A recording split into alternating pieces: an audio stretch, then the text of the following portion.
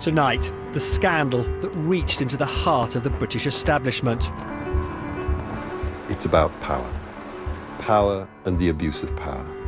It's centred on Rupert Murdoch's media empire. Now, one of his editors, Andy Coulson, faces jail for phone hacking.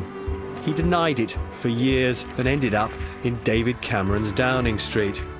He showed wretched judgment, and it will permanently damage his reputation as British Prime Minister. David Cameron's friend Rebecca Brooks has been cleared of any involvement in phone hacking and bribing public officials. Rupert Murdoch has always stood by his well-connected protégé. She was a political animal, without a shadow of a doubt. She was able to collect the right sort of people. 3 senior News of the World journalists had already pleaded guilty to criminally targeting people's private lives. Phone hacking was unleashed on the rich and the famous, but no one was off limits. Hacking doesn't just happen to celebrities, it happens a lot to real people. Your whole world is completely turned upside down. Even people under police protection weren't safe. For that information to get into the hands of journalists is potentially putting people's lives at risk. For years, the police sat on the evidence that eventually brought down the News of the World. To put you into the dark and say you're just a moaning Minnie kind of thing, when they actually knew, and while they were publicly denying it, then you really do get sickened off about that. Phone hacking was the scandal covered up by News International for years. Now Panorama reveals how police and politicians let them get away with it. We were all being told that what we had was a democracy, but in fact, we didn't have anything of the sort.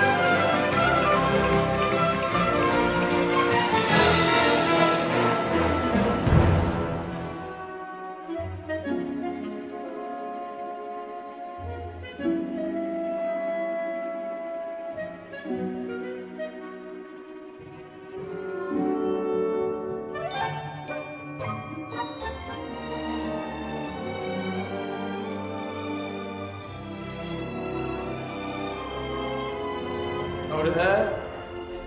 Yep. How tall are you? I don't know, 5'8". 5'8". That way. A security screening room as fabricated as the threats it's protecting us from. Any guns, grenades or unicorns on you today? No? I think that's the point of American artist Bill Barminski's entrance to Dismaland. Over here, sir. Banksy says this is a different kind of family day out. Welcome to Dismaland. Enjoy. One, he says, that sends a more appropriate message to the next generation. Sorry, kids. Sorry about the lack of meaningful jobs, global injustice, and Channel 5. Kiss me like you mean it. If this is the last night, baby, let's do this right. Kiss me like you mean it. I want to show you that good life, baby. 'Cause you got my heart beating inside me lately.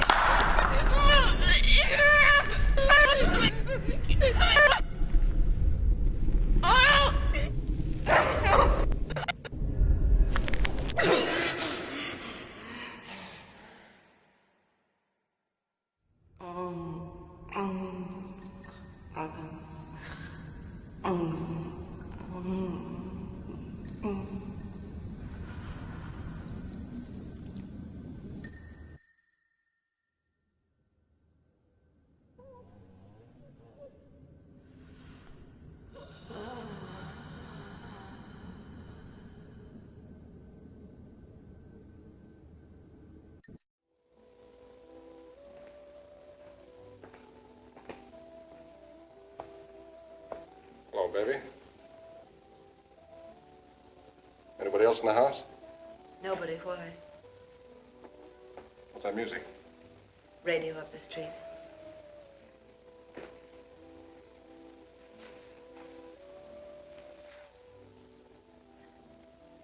Just like the first time I came here, isn't it? We were talking about automobile insurance. Only you were thinking about murder. I was thinking about that anklet.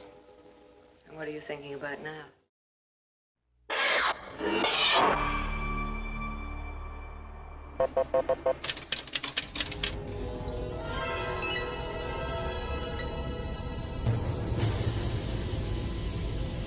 It was a very tough subject matter. You're talking about replicants, robots, if you will. I mean, when you think what's happened between then and now.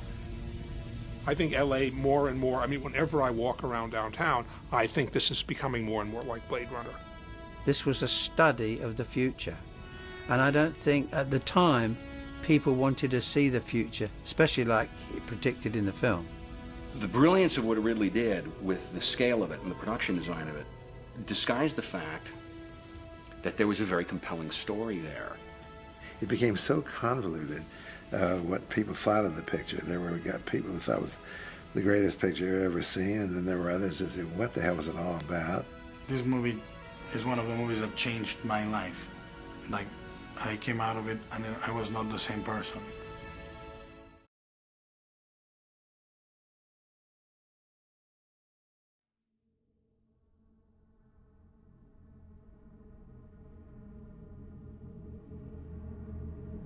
She saw her dead husband hung from the ceiling. Drip, drip,